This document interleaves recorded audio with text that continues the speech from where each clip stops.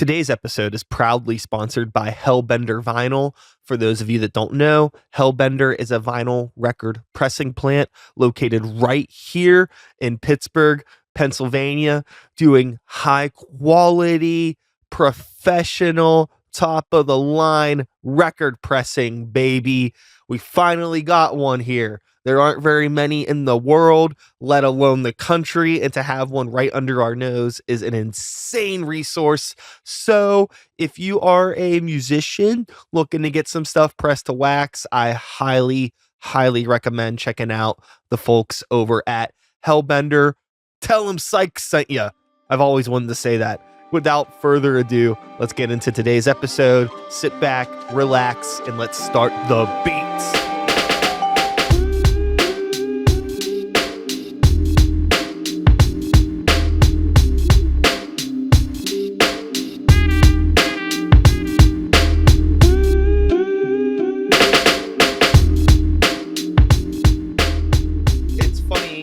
Get into these conversations where you're conversing with an artist, a musician, a creator of noise that kind of has like a pseudonym, because I don't know what to refer to you as in the context of this conversation. It doesn't matter. So your government name is Anthony. Government name's Anthony, yeah. And you release noise, music, electronic, spazzy chaos underneath the name 8-Bit Suicide. Yeah. Yes. But I also have my band name is Antron 2600, based off of like Tron and the Atari 2600, because I was like a fucking gaming nerd. Hell yeah. So I don't know. Okay. Well, for anybody that doesn't know Anthony or his variety of projects, we are going to converse today about those things. Cool. And probably spider off into things that deal with electronic music, punk aesthetic, pop culture, nerd aesthetic. Yes. And the crossroads where all of these things meet. Yeah. As you sit across from me wearing a fucking Hills t-shirt. South Hills. That's Commonwealth Press. Shout out to Commonwealth Press. Hell yeah. Shout outs to them. So, do you want to give a quick little elevator pitch of yourself? Just a light background. Doesn't have to be anything too crazy. You can make something up. Nobody would know. I might. This is a chance to completely reinvent yourself. Go. I'll go with the classic. So about 15, 20 years ago, I started making music under 8-Bit Suicide as a means to kind of get through each mindless self-indulgence record. Like Frankenstein came out, and then I was like, this is awesome. I want to start making shit like this. I was in bands prior, but like they were like, rock bands, alternative bands and shit like that. I splintered off and did shit by myself, and I just really did it for fun at first.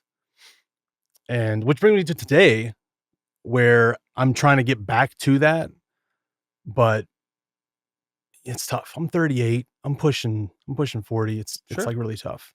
And like it's great to come on here, and thank you for having me, by the way, because I'm a fucking nobody, like from Menneson, Pennsylvania. Yeah. I'm trying to get connected with the community, and I feel like the community's all out here, and I'm like in Bridgeville now, and I'm kind of walled off, so I'd like to try to get to know people within the community. Yeah, I mean, I understand that, and I relate a lot. I feel the ambiguous pressures of age. I'm 39, so I'm just a step ahead of you. Yeah. Obviously, just based on the little bit of background of interests that I know we share, it makes sense that we're kind of coming from the same pocket. So in regards to your trajectory, you're mentioning trying to get back into it. Was there just like a period of time where you felt as though life just had other plans for you and it kind of made it hard to keep up with the creative stuff? Yeah, because I finished my first album after teasing it for like 5 years, never finishing it. I finished it out in Milwaukee when I lived out there. And then we came back to Pittsburgh, got a house, and had a kid. I got a 7-year-old. So like I don't have time for anything now. But now that she's getting older, she's going to school, and I'm a video editor, so naturally I'm unemployed. Uh,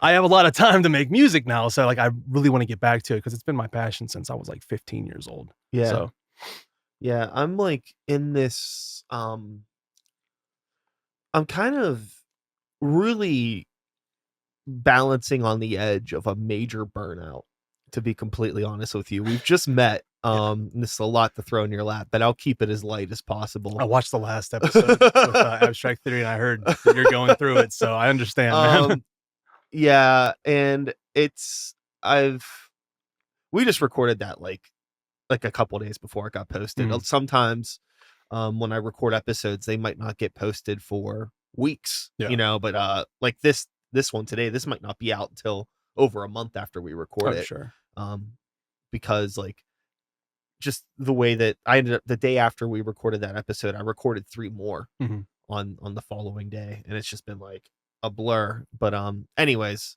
that conversation, the whole reason I'm even fucking bringing that up is it's very fresh. Like we just had that conversation last Friday, I think. And yeah, I guess the whole point I'm trying to get at is that I feel like I'm kind of at this spot right now in my life where for the first time I feel like I need to take a break from everything that I'm doing. Yeah. It's like really not even an option, it seems. And like it's kind of tricky because uh it's not because of like, having a child or some major work thing. It's just like too fucking much. And then it's like, well, if you do that, like how long is it? Like I know it's never going to be gone, Right. but the main reason I'm bringing all of this up is that like it's always refreshing and good to know that like regardless of how much time one may take off or step away, like there's always time in the future to get back to it. Yeah. You Unless you know? die. Sure. Well, if that happens, then whatever. Yeah. It doesn't it's done. Depending on your belief structure. We don't got to get into the nitty-gritty of that. Right. But it's like the reason I wanted to too is because I just had gallbladder surgery and I'm like, I'm 38. I got gallbladder surgery. I thought I was gonna fucking die for a second there. So I think when I came to out of my anesthetic, like I gotta fucking do something, dude. I gotta do something now because I had like the ball was rolling back in like 2010 or whatever. I had like a small following. Um, and then it fell off and I fucked around. I spent too much time doing this, that, and the other thing. And then, it's next thing you know, like you could fucking die. So I wanted to get back to what I love to do before I fucking died. So Yeah. I mean, that seems like a phenomenal reason to do just about anything. So now that you are starting to get back into it, trying to reach out to people, network, you're here. mhm, We're on like a little podcast thing. yeah. Do you have anything that you are working on right now, or are you still finding yourself kind of just trying to get your footing in terms of like where does one belong in this society? Yeah, I mean, that's kinda where I'm constantly going through identity crises, so, Yeah. like, I have no clue who I am. I just painted my fingernails for the first time in, like, probably a year. Hell yeah. Um, trying to get back to my old ways, but what was the question again? I totally forgot. I fucking Just like, like are you like actively like working on like music Oh, now? yeah, Yeah. yeah. So every day I try to go downstairs and make music. I have a little studio in my basement. I just released an album called MK Ultra. It's a 5-song EP that we just put out. We beating just me. Uh, schizophrenic now. The various identities Exactly. together, yeah. But I put that on July 4th, and then Spotify and Bandcamp, it just got released, I think, July 21st, I believe. So that was only what, a couple days ago. It's the Yeah. 26th today. So yeah, I'm doing that. I'm trying to. The last show I played was at Cal U, probably 15 years ago. Yeah. And I'm trying to get like shows again. Kativo's not open anymore, is it? Well, it has the building is still a venue, Mhm. but it is called Side Quest now. Okay. Do they still do like industrial goth shit? They seem like they're doing like kind of a hodgepodge of whatever. All right. You know, I haven't played a show there since they reopened, but I did go to a goth night thing there. So there's still spooky stuff happening there, I All right. suppose. It looks exactly the same. Oh yeah. I mean, that was a few months ago when I went, so maybe they've done some remodeling since then, but aside from the name change, it looked and felt exactly the same when I was there. Yeah. I think the last time I was there was Author and Punisher. That was a cool show. Like there was 25 people. Those are the shows that I love to go to where it's like nobody's there and you're just like right up front. Yeah, Um, been to a couple with my brother, like Free Throw and a couple emo bands that I'm like not super into, but I'll go and watch. Um, I would love to get back into that setting to play shows and just hang around other creatives and, talk instead yeah, of being a fucking hermit in my house in my basement at night, like 2 o'clock in the morning making music. And I'm like, who am I making this for? You know? sure.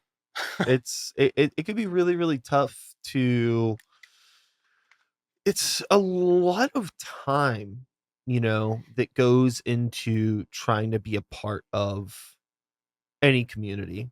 I mean, if you really want to be a part of it, Mhm. you can easily go through, you can like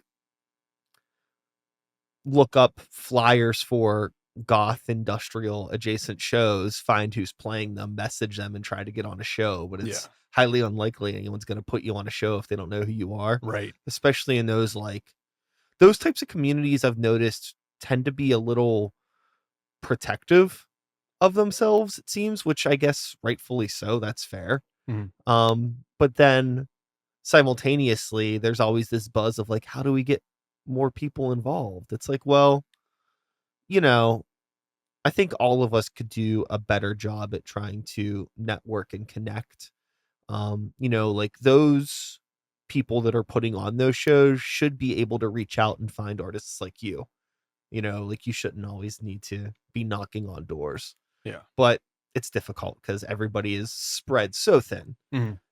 So my only advice would be like, hey, I don't know, drive down more often, go to some shows.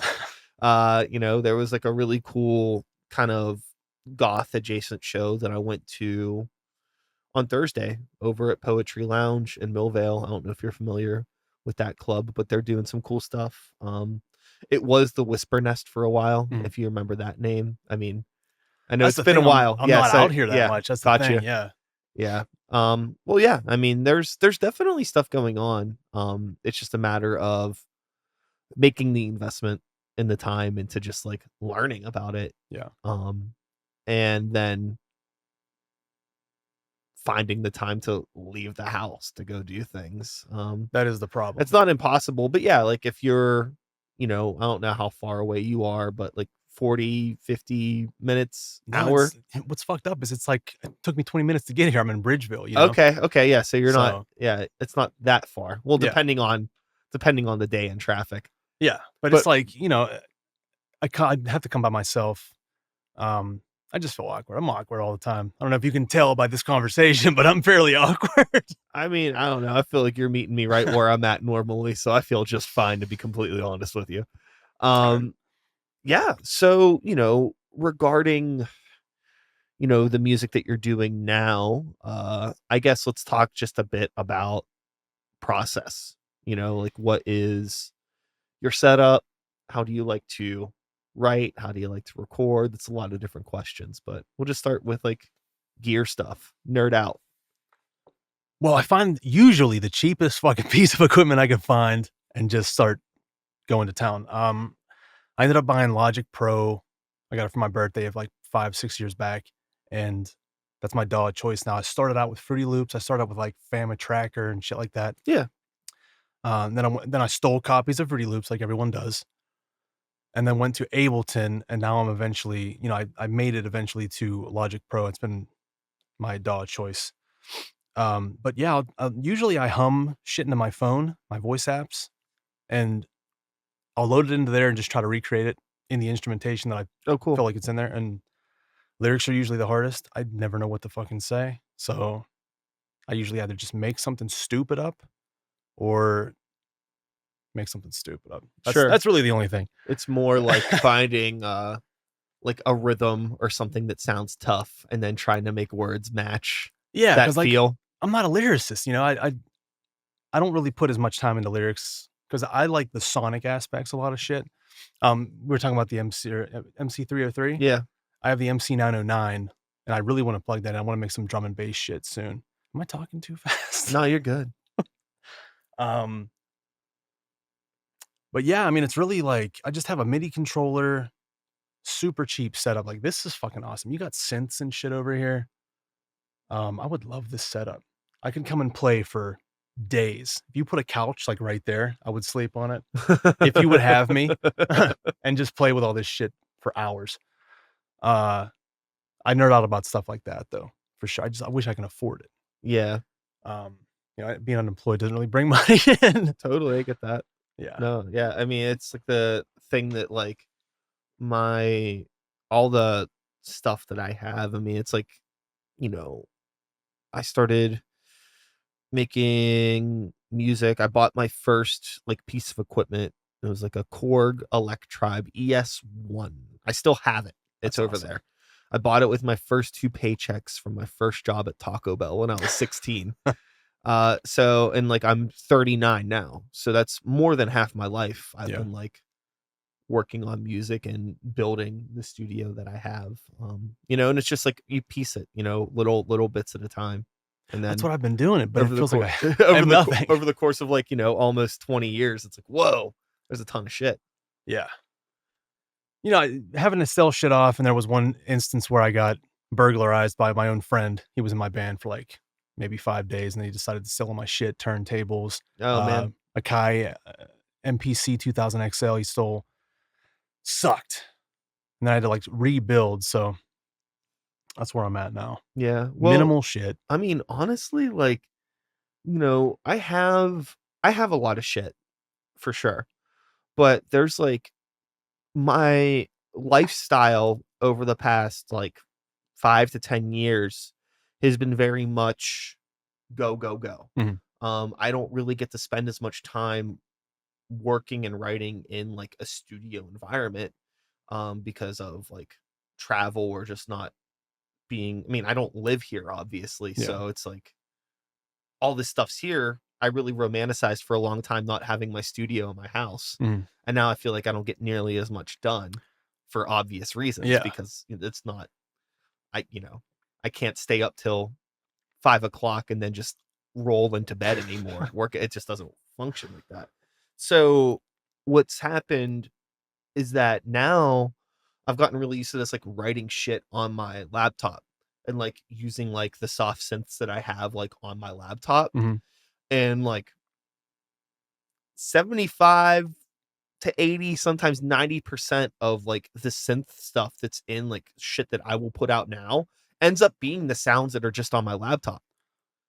It's Like I yeah. have all of this shit and I like to use it, but I get so like I always have the intention Yeah. of like I'm gonna just write these MIDI parts and then I'll go to the studio and I'll swap it out with some sounds from another synth. But I get so used to how they sound, Right. I'm just like, you know what? It sounds good. And then I don't even end up using half of the crap that I have anymore. So it's like, to your point, you honestly don't need much. And I don't think that that is a bad thing.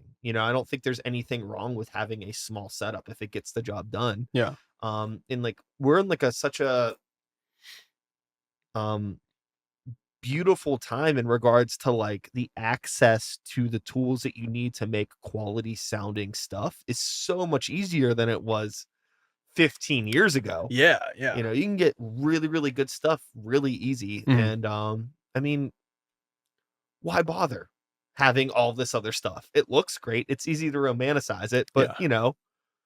I'm gonna be moving eventually. Where the fuck am I gonna put all this stuff?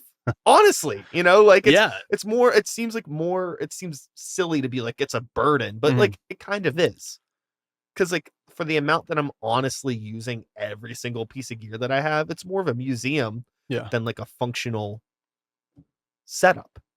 it is an aesthetic for sure. Totally. Probably more so than it is like Totally, but useful. it's kind of, if I'm being totally transparent, it's kind of bullshit. Mhm. It's nice to have it, Yeah. but it's a lot. You Like, don't need it. turn it on one time and see if you can fuck around with it, and like you might get an idea from it. Yeah. And then you'll go in and do the soft synth.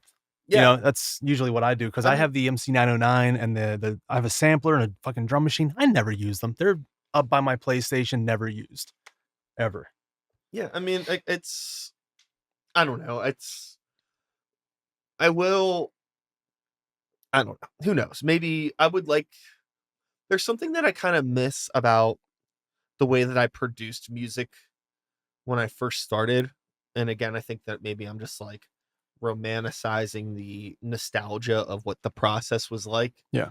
But there was something kind of cool about like writing everything on like a piece of hardware and then recording it to a DAW. And like for the longest time, I never fucked with MIDI anything, Mhm. like I had friends that had Fruity Loops and stuff like that. But I was like, I already have like a physical beat machine. So I Yeah. kind of like skipped the Fruity Loops era. That was like just like a little bit. I guess I just didn't have like necessarily a need for it. But Mhm. although I did like get started out making music on like the MTV Music Generator. Oh my God, yeah. Same. So that was basically Fruity Loops in a way, but on Sony PlayStation. Yeah. So I guess that was my Fruity Loops, to be fair. I forgot about that, dude. That was crazy. Yeah. The music generator. Yeah, that's a blast from the past right there. That's pretty cool. Yeah, and then once once I had like a computer with a shitty gateway, like $200 fucking modem and keyboard and everything else, you got like Famitracker and just wrote it like note by note, and you had to put the note in. Um, that was tough, but it was fun, like because you were just figuring shit out. And now there's so much pressure. Like now that I know how to make music, now it's like, what am I gonna write? You know, Yeah. like I know how to do it. What am I gonna write?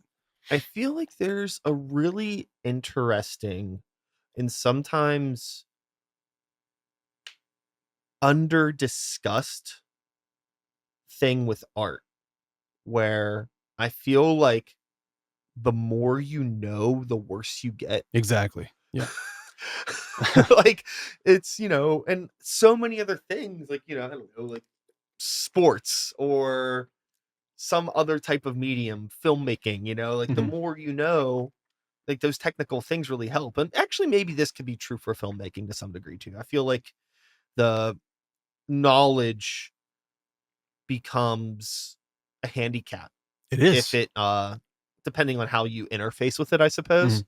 But it's really easy for it to become a handicap for me anyways. Absolutely. I graduated film school, and I'm not a filmmaker.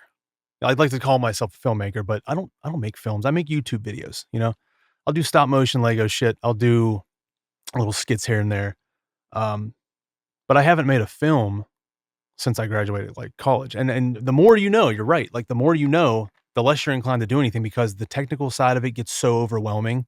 Even though you know how to do it, you're like, "Fuck it." Like, I don't know what to write anyway. Like, I'm not a writer. I can't write anything. I like with audio, I like the sonic aspects of it. Don't care too much about the lyrical meaning. That's why I liked MSI so much. It's just fucking nonsense, but it sounded cool. Yeah. In film, it's like if it looks cool, I don't care what the story is. I want it to look cool. And obviously that can go a little too far and look like shit, even though it's trying to look cool. But I get off on tangents though. I don't know. It's a I'll start podcast. bitching It's a good about it's a good place for tangents. I'll start bitching about film and shit, dude. I can't even stand the film industry. Uh, it's like you have certain personalities that clash. I worked on a few Lifetime movies, and only because I knew the guy fucking directing and producing, and it's such an irritating business. It's like you're constantly working with people who I don't know what the fuck they're doing or know and have like this giant ego about it. And I don't want any of that smoke. I just want to be relaxed and just do a job and get paid for it, not have to hound somebody to get paid, you know? It's it's relaxed. It's so exhausting that I'm over it. I don't even want to do video editing or anything like that anymore. Yeah. I feel like this is kind of like looping back around to like a part of my um hypothesized burnout that I feel I'm on the edge of here, Yeah. is a lot of that sort of shit where I think about um how much I, I guess you don't know what you got till it's gone. But I Yeah. feel like genuinely like things were so much simpler when I was like, 21 and working at Starbucks and just like clock in, make some drinks, get my paycheck, go home, make whatever noise I want, and like get to play some shows. Nobody's making any money. It doesn't matter. I don't need it to pay bills. There's no pressure. Yeah. Whereas it's like, like I had like a DJ gig last night and like, the amount of people that show up directly correlate with am I going to be able to pay this fucking credit card bullshit next week? Yeah. Like dumb shit like that. And it's like, this sucks. Like every creative decision that I make has to have this weight of like will I be able to live? Yeah. And then, tying into with like collaborating teamwork things, you work with other people and like are other people pulling their weight in this? Am I Yeah. going to get paid? There's like I recorded a live podcast for some fucking ding dongs 3 months ago. I'm still trying to get fucking paid for that. You know what I mean? It's like these fucking jagoffs, Yeah. to be very Pittsburgh about it. They do this like sports thing. They had the fucking event at like the Rivers Casino. You can't get me 200 fucking dollars. That's It's insane. like it's like I'm like hounding. And like to this point, like I'm not even expecting to get the money. It's the But principle of like it now. it's like I'm really good at like setting reminders and sending emails though. And Yeah. I will annoy you until the end of time. It's no skin off my back. Squeaky wheel. Yeah, a part of me was like, I think I might like just schedule emails every day for like a month. So every day at 8 a.m. Hey, it's a reminder. It's a reminder. You're gonna have to fucking block me. I got homie's phone number though. I'll send texts. I don't give a shit. Fuck it, dude. It's just like, but to your point, it's so much of this stuff, when you are doing sort of I don't know, easy to romanticize when you're working at Starbucks. Mhm. Man, I wish I could just be getting paid to do this stuff. Yeah. And then you're in it and then you're chasing people for pennies and you're like, shit, I wish I was just making a frappuccino now. I would make every fucking strawberries and cream frappuccino I could if I didn't have to fucking send this fucking asshole an email every other day. But it's almost like still better than, It is. it is. almost is. The grass is always greener no matter what. Yeah. But fuck, just like from just like the purely creative side, I just felt like there was so much more energy then. Because now it's like I still have personal projects that I do that are music related or whatever, and it's hard to like put energy into those if I've just like worked all day on somebody else's project. I'm like recording other people, bands, hip hop Yeah. artists and things like that. And like that's great, but it's like I've already been sitting in front of a computer for 8 hours. Exactly. That's how it was when I was working for Twin Toys on YouTube. I'd want to do my own shit, but for that entire week, for 40, 50 hours that week, I'm putting fucking Siren Head chasing goddamn children around a thing for 8 minutes. And it's exhausting. Like the last thing I wanted to do after that was go make a video or go make music. I wanted to sit down and do absolutely nothing because I was burnt. Yeah. And I'm glad it came to an end when it did, because now I'm finding myself getting back into what I'm doing, and hopefully I can make something of it. Even if I make just a few dollars off of it. Sure. Like every month I get like $20 from Spotify for my album, from streaming. And that's pretty cool. It's $20. Yeah. It's like it's a tank of gas a month. Like Totally. I mean, like, I will say this, and like, it gets a little, depending on like how you approach the subject. Some people can be a little bit icky about this. I don't think you will be, but it's just about like making money off your art, which is like, a good thing. Yeah. But sometimes it's like you unfortunately kind of have to be a little bit gross about it. It's money, there's Yeah. no matter what, if you're trying to make money off of something, you got to think like you got to tap into a part of your psyche that might not be comfortable depending on your personality type, you know? And I'm And I not know comfortable at all doing sometimes, you that. know, like there's like this sort of like punk rock, fuck the system sort of mentality when it comes to making alternative art, counterculture art. Yeah. But like, you know, there is definitely a tried and true way to like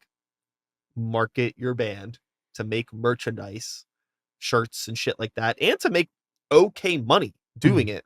But you just got to keep doing it. You know, if you're playing shows and you got some good merch and you don't like totally suck, you can sell a lot of fucking t-shirts. Yeah. You could sell records and you could like put some okay money in your pocket on the side. But it is time. It's an investment, you know? Yeah. And I feel like you get a lot of like, I just want to do it because I like doing it.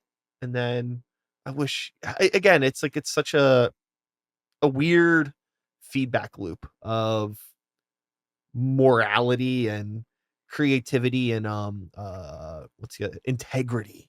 Yeah. You know, your integrity as an artist. And It's like you wanna sell yourself, but you don't wanna sell yourself to the point where you're being scummy about it, and, like, a mhm. lot of times I feel scummy about it. It's like, I just want people to like my stuff and let me live for free. I just wanna live for free, goddammit. You know, so speaking of feeling like scummy and marketing and ego and branding and all of these things, you know, the world has changed a lot since you were last actively playing shows in regards Ye to the wild world of social media. Yes. So, you know, the inevitable, the unfortunate inevitability of a position that you're in, that I'm in, or anybody who is an artist is in, is that you need to engage with these platforms to some degree Mhm. in order to spread the word, Yeah. you know, unless like you are like uh there's a couple bands out there these days that are like this, that are like very much like no social media, we just travel and people know who they are. Mhm. And it's working for them to some degree. Um but in regards to you and your you know, what are you going to do? How are you feeling about like the idea of like marketing and a social media strategy? I mean, at least so I know I'm asking a lot of questions, I'm rambling, but I literally just thought about this now, is that one advantage that you might have is your video editing background and working with other people. It might give you more of an insight of what you could do and maybe what you should do. It still doesn't mean that you want to do it or that you feel comfortable doing it. So that's the thing too, like, I've been on social media for a long time, but, Yeah. like, um, the more effort I find that the more effort you put into something, like, when I spend 8 hours editing something, it never fucking does anything. It never does anything. I'm, like, super proud of it. It's like, "Oh, that cut's awesome, whatever, this, things, and that. It sounds great, it looks great." No one fucking cares. So, what I've been doing now is just making like, I'll pull TikTok out and just make a fucking TikTok. I don't edit shit. Like, if I do, it'll be quickly in, like, the TikTok Studio app, and that's it. Um, I'm, like, starting to get a little bit of traction on TikTok. YouTube is still like, I have other people that put my shit out, Dead Johnny and a couple other people, like, who have music from my MySpace days that I don't even fucking know if I have on hard drives anymore, but somehow they still have it. Uh, but yeah, my social media is like, I'm trying it's like I'm swimming, but don't know how to swim. I'm just putting out on Instagram, Yeah. like, here and there. Yeah. Fuck Facebook. It's the audience is not there. It's either Instagram, TikTok, or maybe YouTube Shorts. And with someone coming from someone with a partial, like, marketing background, because I've worked with marketing people at the various jobs that I've been at, I know very little, but enough to be dangerous. So, yeah, it's tough because 'cause I've been doing it for a while, but it's like I can't gain traction. or I won't stick with it enough. Like the key is consistency. And I think one of the reasons why a lot of things work out is the consistency. You know, I give up too easily. I'm like, "Oh, it fucking didn't work out. I guess it's, back off to the mines." Yeah. Um, it's disheartening, social media. And then it's like, you try to be consistent, but it's hard to come up with content every day, 3 times a day, Yeah. let alone 20 times a day. Yeah. It's I feel crazy. like, yeah, I mean, for some people, I think it works because of what they're trying to do. Whatever it may be. If you're somebody that's like, talking about just random pop culture shit that actually isn't like something that you're creating, or you're just, doing like whatever trend videos or top tens or things like you're pulling together, like you're pulling from things that are being sourced that, Yeah. that exist in the world. Mhm. You're almost acting, this is going to be kind of an insult, but like an AI thing where like you're taking stuff in and spitting out a new thing based off of information, right? Well, Versus like creating like, oh, I guess without getting too in the weeds, it's different. Like, I guess if you're like a musician, mhm. like what do you do? Right, it's hard to figure out marketing for music. Like, I've seen other people do it, and I'll try to how they promote their music, and sometimes it doesn't translate, especially with the style of music that I have. Like, I haven't seen anyone with, like, industrial Nintendo core, whatever the fuck I do, noise. I haven't really seen a lot of good marketing behind it to where I could steal it or at least adapt it, you know? Yeah. It's usually been, like, pop bands or metal bands that are kinda just, like, whatever, and I'll try it, and it might do fairly 300 view. I'm stuck in the 300 view jail, they call it. Uh, it's almost like no one wants to hear your music. Like, if it's not already on the radio, like, no one gives a fuck about it. It's tricky. It's, you know, nobody wants to be told what to do in Yeah, general. yeah, Like, and how do you find a way to get your art out there enough that it is possible for people to like organically stumble upon it rather than feeling like forced to view it? yeah, Um I Every time I see artists, even bigger artists, peers, small artists, whatever, like all of the album rollout or single rollout stuff or video, I always feel so like, ugh, why are you doing that? It's like, but is that like me having a genuine reaction because I don't like the way they're marketing something? Or is there like something deeper where it's like my jealousy is taking shape in the form of of this visceral reaction that I'm trying to process into like fuck them, but really it's just like my brain not being able to tell itself like you need to do better. You're yeah. not doing enough. See, these are the It's questions. a mixture of all of it, Yeah, really. There's yeah. no right or wrong answer. Yeah, I do the same thing. I cringe at other. I'm like, "How can you put yourself out there like that?" And you have to be cringe, I guess. That's what I keep hearing. You have to be cringe. Um, I just can't be cringe. I don't know if it's like an ego thing. I'd rather hide and die somewhere in a corner than like put myself out there and be Somebody cringe. who I feel like on like the in the mainstream pop world, who does a lot of interviews about like self-promotion, marketing, work ethic that I really, really enjoy is Tyler the Creator. Yeah. I don't know if you've watched like any interviews with him, but he Mm-mm. has a really, really good head on his shoulders and is like, I really like the way that he talks about having like confidence in your work and self-promoting and being like, you never know who's watching. I remember watching an interview with him one time where he's like, I'll just be like scrolling through different things, looking for new artists all the time. It's like you never know who's watching, even if there's only 20 views, one of them could be me.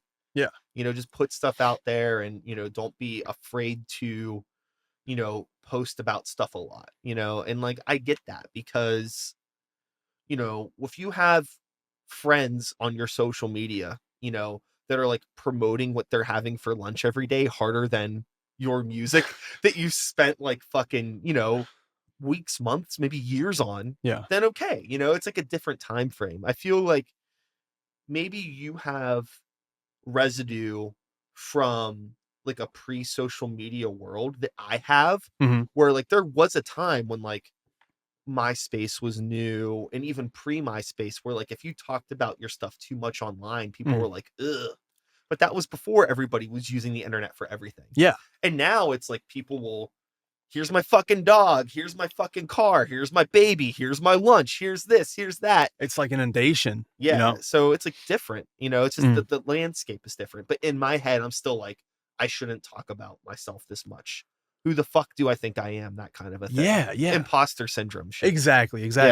And the MySpace days, those were the greatest because there was still a crossover of, and let me know if we're going too long. I don't know, what we're doing. We're good. I have no You're good. clue. I have no concept of the time. We're good. The MySpace days were awesome because you'd go to a show at like the fucking VFW in Charleroi and talk to people there. And then you'd like link up with them on MySpace.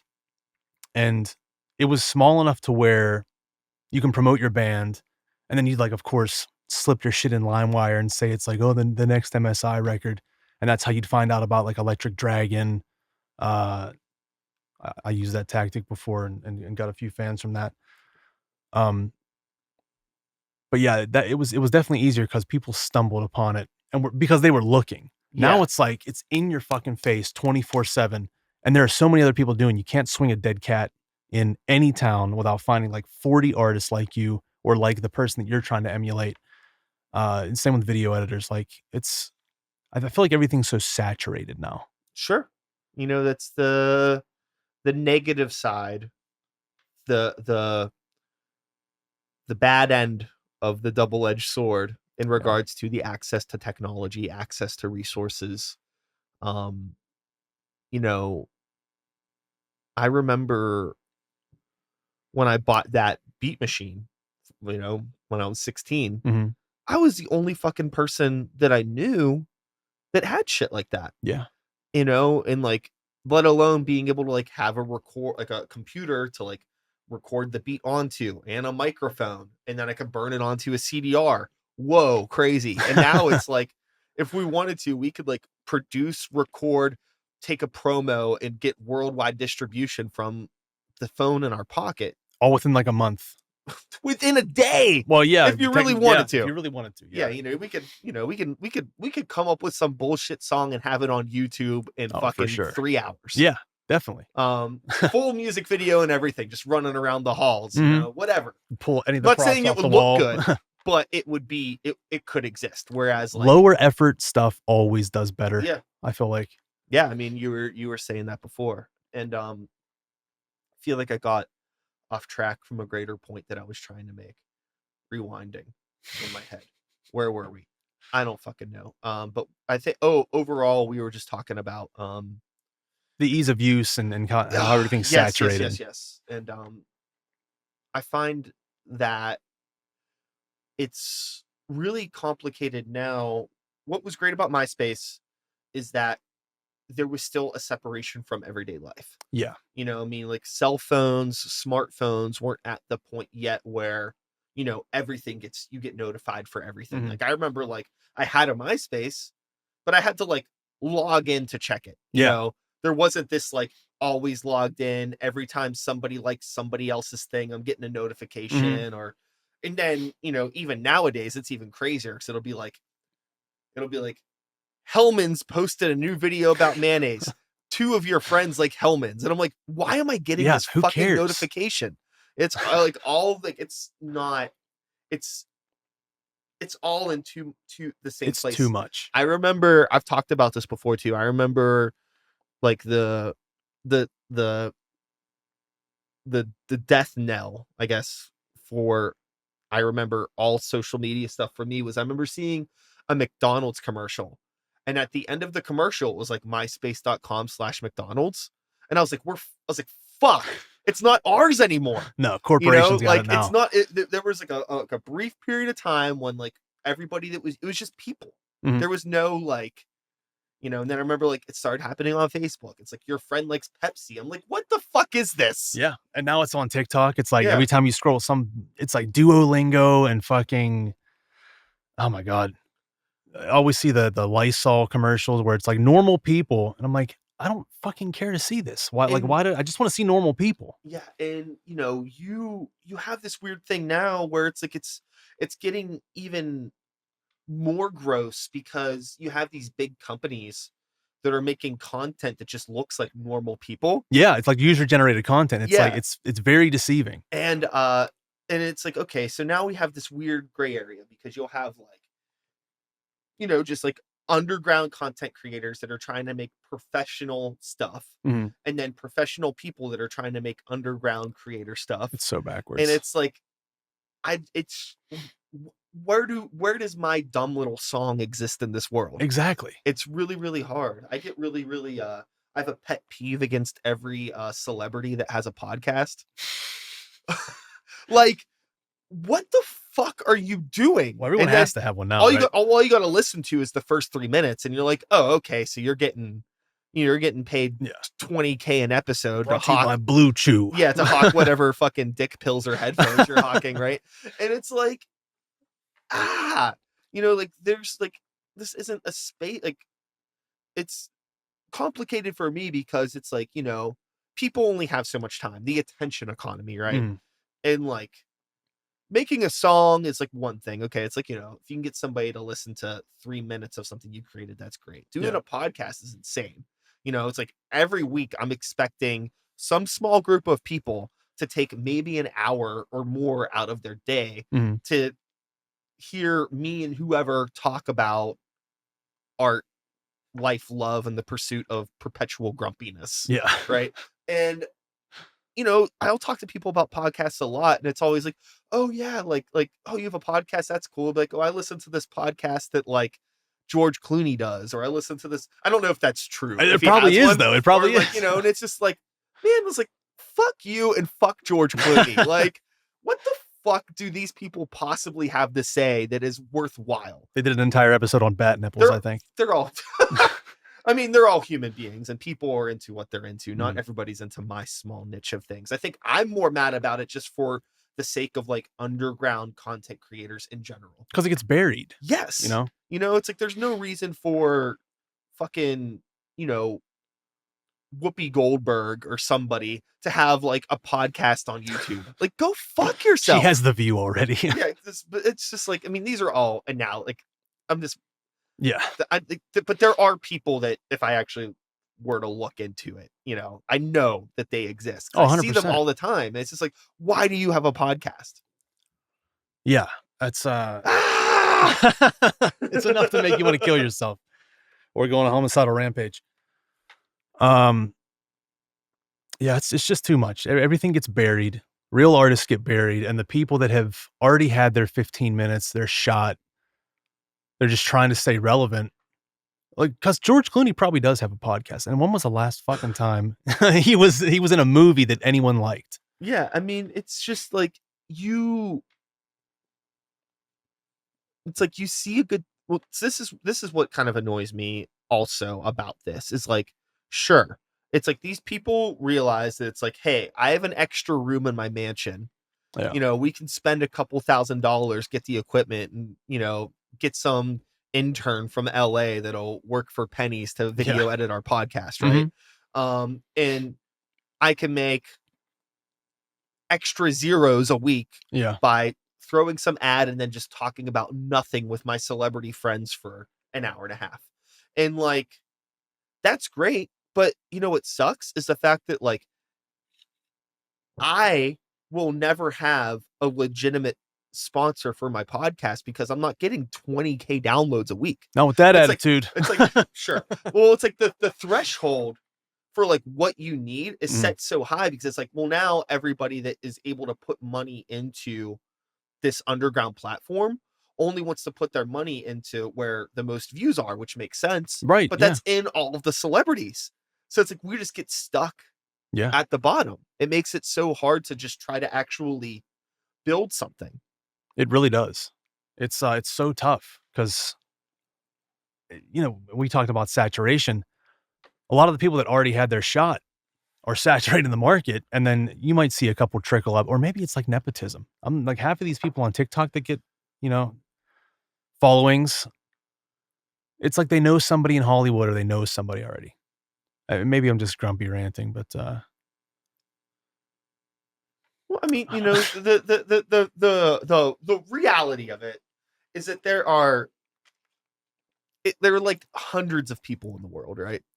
if maybe more Maybe or even less, more or thousands, less, right? maybe even billions. There's a lot, Yeah, and if you boil it down to like, oh, like even saying like out of billions of people, boiling it down to like 100,000 content creators that make maybe that same amount, that number a year, mm, just making videos, yeah, it's really not that remarkable from a statistical standpoint, mm, given on how many people are in the world. There's just a ton of fucking people. yeah, It's just like with anything else, though, there's like the income disparity. It's like either you are getting every single view in the world or you're 300 capped, yeah. right? There's no like in between, it feels.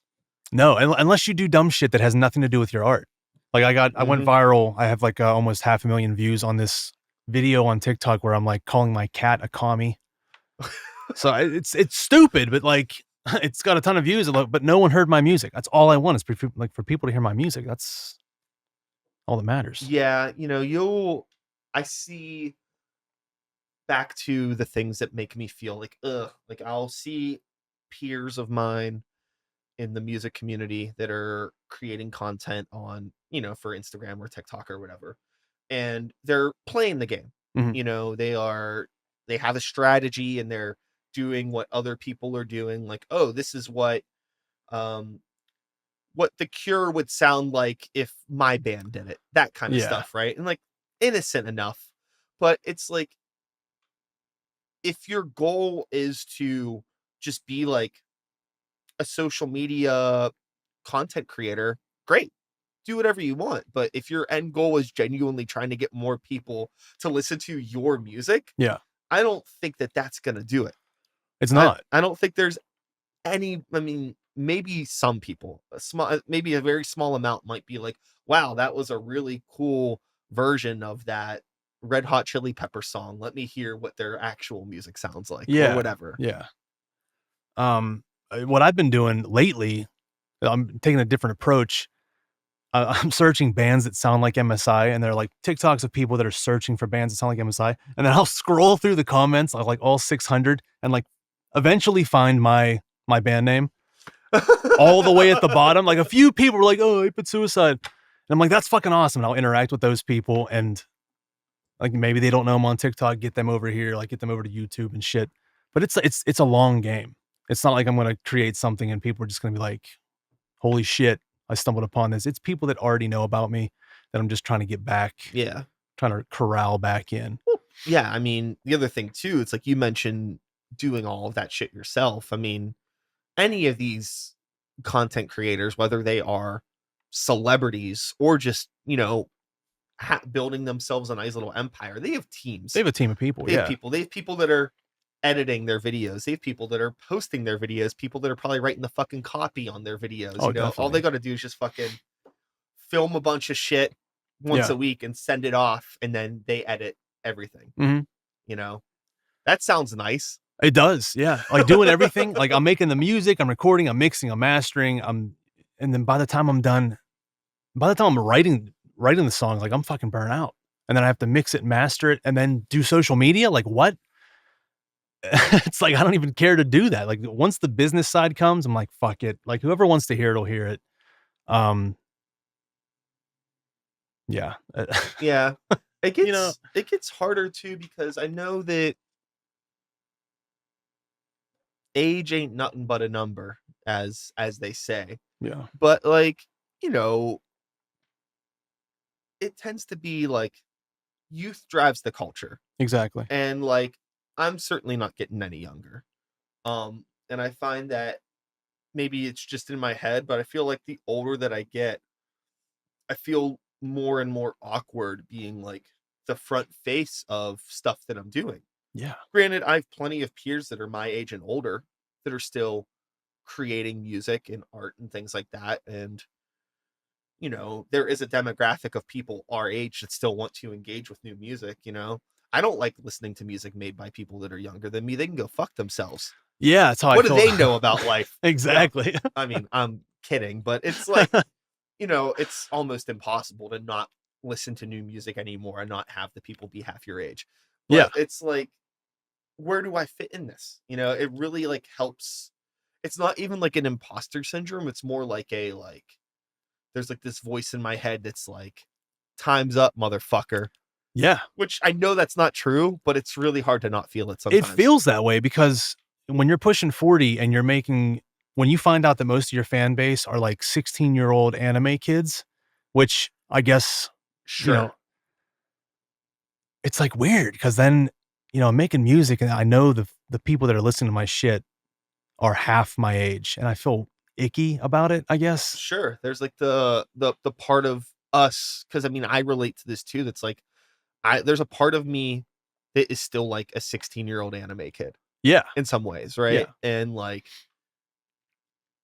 it's really, really hard to mature gracefully when like you are actively trying to be a part of like, I don't know, like the counterculture, this alternative community where that's like youth driven, it's adolescent, Mhm. it's not mature, Not at all. No. and it's like, how can I be a part of this and still like, not be like a total fucking weirdo? I Yeah. don't want to be a creeper No. or like, a fucking whatever, but I genuinely like love this sound. This is the stuff that I grew up with. It's the stuff that inspired me to create, Mhm. and it's the stuff that still inspires me to create.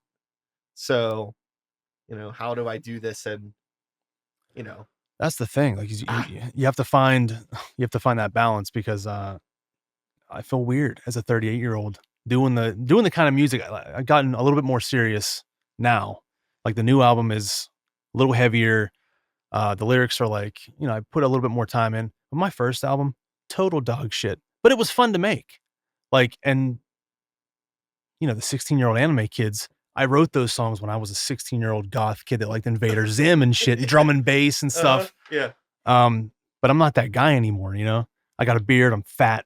It's it's like those people don't normally gel well with younger people. Uh-huh. It feels weird. Yeah, it's funny like being like, okay, so like the Techo was in Pittsburgh recently, the anime convention that happens annually, and I was driving around and like, you see like all of these anime kids around, and it's just like, I'm like, this is fucking sick. Like, Yeah. like I wish I would have had this when I was this age. Mhm. And like, and then it's like, I can just imagine like in a hypothetical situation, if I was like ever to like have a conversation with any of these people, they would probably like look at me and be like, who the fuck are you? Yeah. Like, what do you mean? Like you don't like what I like, you don't, but maybe not. It's just, oh God, dude, my bandmates, my bandmate has a daughter that graduated high school this year. Holy shit. Yeah, that's how old we are. Yeah. And So I started late then. well, I think he started a little bit too early, Mm. but hey, What are you gonna do? life's a beautiful thing, Yeah. But it's so funny because like we like went to her graduation party, Mhm. and she was like there with her friends that all look and act exactly how we did when we were their age. And I'm sure none of them would give like two fucks about like anything we have to say or No. anything like that. And it's just like, I get it, but then like I try to apply that to like, okay, well, I'm creating art for everybody, but a Mhm. big part of that demographic is obviously youth drives the culture. So you want to make music that's gonna resonate with them. But what can I do to connect with somebody half my age? Yeah. Music is a universal language. It should be. Mhm. Um, you know, I think that's why like there's a lot of music that I've connected with over the years that like I don't even understand the language it's in. Plenty of Japanese stuff or weird German industrial Yes. stuff. Yes. And it's like I don't know what the fuck's going on, but I like the sound of this. It's creating an emotion. Mhm. So there has to be some way to be able to tap into, your power as a songwriter to connect with people that are, maybe, half your age or people that might be twice your age. And why not? It's all possible and Yeah. not feel weird about it. But I think it's mostly just like the social aspects that can be kind of weird. I remember, you know, being an underground musician, a big part of our social makeup is basement shows. Mhm. Basement shows aren't really a thing that I could do anymore. I think that it's an important environment for you know, underage college kids to get fucked up and learn about themselves. But, I remember the last show like that I played, I was like maybe in my late 20s and I was like, I don't think I should be here. Yeah, that was my Cal U show.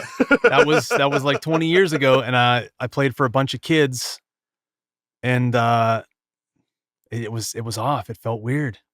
Well, you mean, yeah. I mean, it's just like it's not like there's some aspects where it's like, okay, this is not for me. This Yeah, doesn't mean that I can't make music and play shows in different environments that are a little bit more like safe or just feel yeah. more accommodating for Or everybody, have people within the same maybe 5-10 year age range, you know? But yeah, I mean, it's hard. Again, there's no right or wrong way to approach it. I think I always really enjoy like when I do see like younger people at a show if we're playing like an all ages show or something like that. I think it's super sick. But because like in the same way that like there's a part of me that maybe wants to be accepted by a younger generation because it's good to know that my music can connect with different people. Yeah. I think there's a part of a younger generation too that also wants to feel like welcome and to know that there is like a space for them. And like they might not always find it in people that are in their age demographic. People in that demographic might not have the resources to play a bigger show yet, or maybe just not even have the skill set. Yeah. So I mean, I think that's why there's so many young kids that grow up on like, I mean, how many teenagers are, probably posting about Ozzy passing away and things like that. You'd be surprised, dude. You would be surprised. Yeah. It's crazy. So, I think that music can speak through different generations. It's just a matter of being mindful of the spaces that you choose to share your music in. I think is Yeah. more of a potential thing to look out for rather than just like the act of creating the music. The optics have to be right. Yeah, totally. It's definitely optics too, because you don't want to come off as weird because even though you may feel like your younger self and you're coming from a place, because I'm trying to get back to my roots here, and I want to write shit like I used to write, like I was when I was 15, because it was fun to do. I used to work as a salad maker at Laitas in Menneson, and I would write lyrics and just dumb shit on styrofoam cups, and then come home and write it. It was totally stupid, but like a lot of people love it.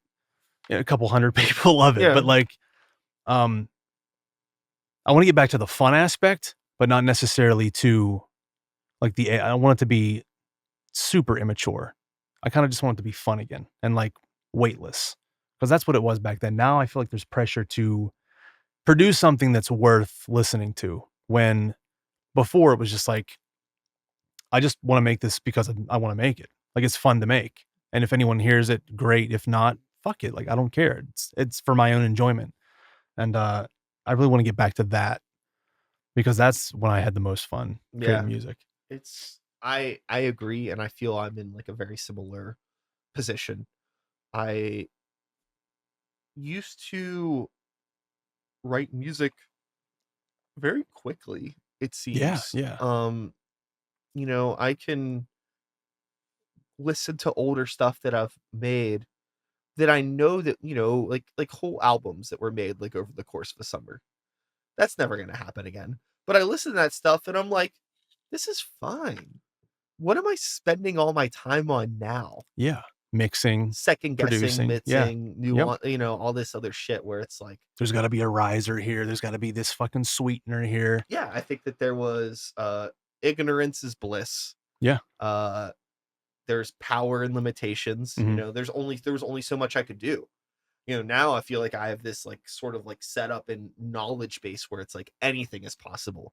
So it's so easy to over engineer it. Yeah. Whereas then it was just like, oh, I record it and I move the knob. That's what it did. So that's You had constraints. it. Yeah. Now it's like, You're overwhelmed What with if? the choices. what and- if? Exactly. What if this? Yeah. What if that? It's crippling. It's honestly crippling. I thought I was gonna have more to say to that, but fuck, it's just crippling, dude. Yeah, no, I totally get it. So I feel like we're at probably a pretty good spot here to let the train come back around to the station, hop off this son of a bitch. Yep. But before we do that, is there anything that you want to let these beautiful people of the internet know? If you're watching this, is this me here? Yeah. I love you. Clearly. And go to 8bitsuicide.com. I have a new EP called MK Ultra. There's a couple fun songs, a couple serious songs. But if you like industrial Nintendo style fucking noise, go give it a listen. If not, I hate you forever. No, I'm kidding. I'm not. I love you anyway. Well, it's been a pleasure. Really nice to sit down and chat. I think one of the things that I'm really gonna take away from this conversation, and I hope you take away something similar, is like I'm not alone type of thing. Yeah. Like there are definitely other people that are in our age demographic that have the same backgrounds, the same interests, and like we've all kind of, for one reason or another, unintentionally have kind of isolated ourselves over time. Yeah. But That's because of the social landscape. And people everything. are around. Yeah. And I think that it's like finding a way to bring us all back together. We just got to find each other. And if we went to the same high school, we would have sat at the same lunch table. Probably. So we got to bring all the lunch table freaks back together. As a matter of fact, I think someone from high school actually told me about you, and like years ago. And I've just now started, reached out because I'm not good at reaching out. I'm like, what the fuck do I say? I don't know, and whatever. But you miss a lot of opportunities that way by not connecting with people because you're too afraid. So I don't know. Totally. Well, I really, really appreciate you reaching out. Same, man. Thanks for having me. You. Excited. I've like listened to some of your more recent stuff. I'm sorry that we really didn't talk more about like the nuance of the music, but that's not really what I do. Yeah. It's like the music exists. Go listen to it. Yeah. That'll explain itself. There's like the other nuance like that I'm character interested profiles. in. Yeah. Yeah. So anyways, go check that out. And with all of that being said, that is all, folks. One more time, 8-Bit Suicide. Make some fucking noise. Thank you. I'll be back again next week with another episode. Same time, same place, same channel. You know the drill. My name is Brian Sykes House. Start the Beat is the podcast. 2025 is the year. And until next time, take care of yourselves. Take care of the people around you. Peace out. We did it. That was a podcast. Awesome. Boom. See you guys.